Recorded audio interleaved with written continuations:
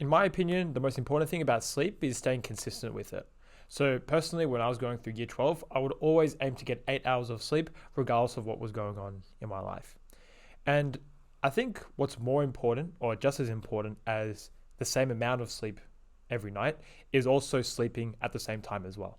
There's plenty of research out there that backs up the claim that if you don't get enough sleep every night over a long period of time, that your health exponentially deteriorates. And obviously that's not something that you want to do at such a young age. So what you want to do is aim for sufficient amount of sleep. For me, again, this was 8 hours every night, and I would aim to sleep by around 10:30, 11.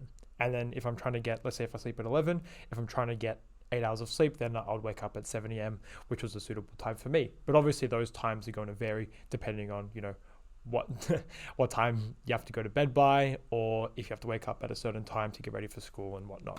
So there's a lot of factors that go into, your sleep schedule, but as long as you have something that's consistent that you can stick to not only during the week, but also on the weekends, that's really important as well. There's research out there that suggests that roughly 8 to 10 hours of sleep is beneficial for your mental capacity, but also just your physical health and well-being. I would say, yeah, on the lower end of that spectrum is fine, because at the end of the day, you don't want to be sleeping too much, because then you're going to be taking away from, what you could be doing when you're awake. But I think the most common problem that I've personally seen, and I've heard a lot of my students and a lot of my peers go through as well, is not finding the time to sleep enough. And most of the time, this was caused by people who weren't as productive during the day and would try and compensate, late at night and literally past 12 and past 1 a.m. And obviously that's not healthy at all. And it's not, at the same time, it's not sustainable.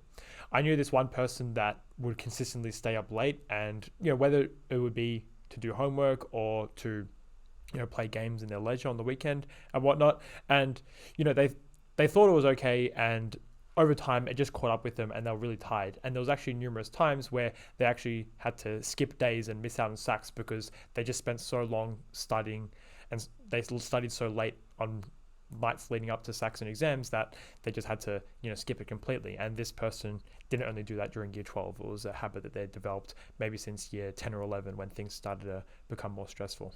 We'll just go through a day in the life of me, a day in the life as a year 12 student, and I'll just tell you how I manage my time and how I essentially set up my average day. So we'll take a day where I don't have any extracurricular activities, so I don't have any work, I don't have any sport, and maybe you can try and replicate something similar to this as well.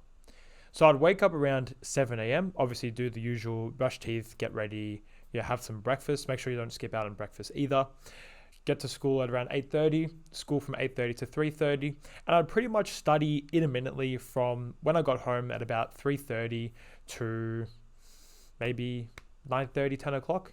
And obviously that accounts for things such as, dinner, breaks, going to the bathroom, whatever I need to do to stay alive. I'll just do that. But outside of that, I would usually come home and study straight away.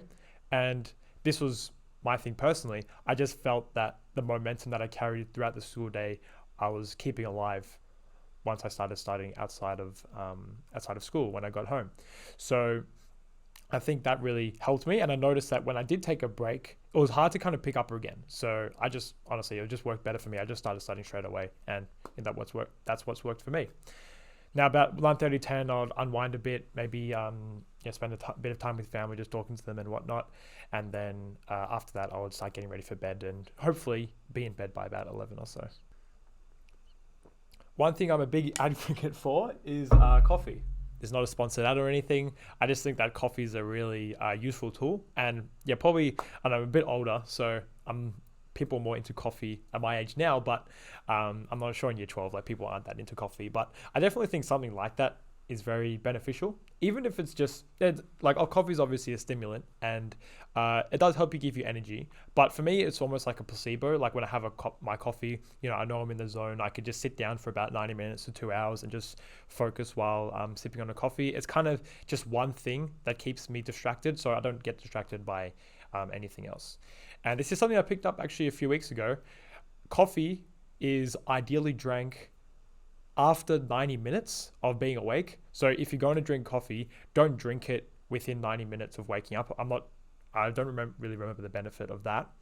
But I remember this one, that you shouldn't drink coffee within 12 hours of sleeping, because then you might be a bit too overstimulated when you're trying to get productive sleep.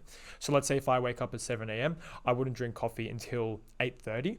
And if I'm going to bed at 11 p.m., I don't want to drink coffee after 11 a.m. So pretty much that morning coffee should be in that window between 8:30 a.m. and 11 a.m. for myself. I'm adamantly against staying up late, even if it's just a once-off to study for a sec.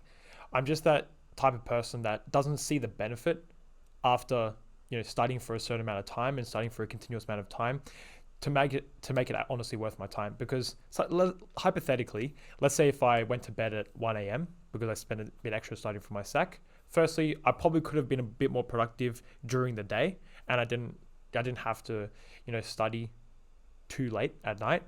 And I just feel that, let's say from 11 p.m. to 1 a.m., I'm half tired, I'm about to fall asleep on my desk. I don't really see the benefit. Am I really going to learn what I tell myself is that, am I really going to learn anything by studying for an extra 2 hours when I'm, at pretty much 30 to 50% productivity? Most likely not. What am I going to really get out of it? Myself, I see more of a benefit by sleeping more and being more awake in the morning, because I'm more likely to pick up things on the test. Because let's say if you learn 1% extra, I'm probably decreasing my performance by 5 to 10% by sacrificing a bit of my sleep. So in my opinion, I'm just of the opinion that sleeping is far more important than sacrificing that sleep to study for a few more hours. And obviously there's times where you have to sacrifice the sleep for a little bit. Let's say you're going out with family, you're going out with friends, or there's some social occasion where on the weekends you have to, sleep a bit later, and that's fine. I'd still say my recommendation is try and stick to that schedule as much as possible, even on weekends and even on holidays. Definitely stick to that schedule, And let's say if you have to sleep a bit later, just make sure that you don't wake up at the same time that you usually would. Still get that consistent, let's say 8 hours of sleep per night. So let's say if one day you have to go to bed at 12:30, make sure you wake up at 8:30 and account for that time difference.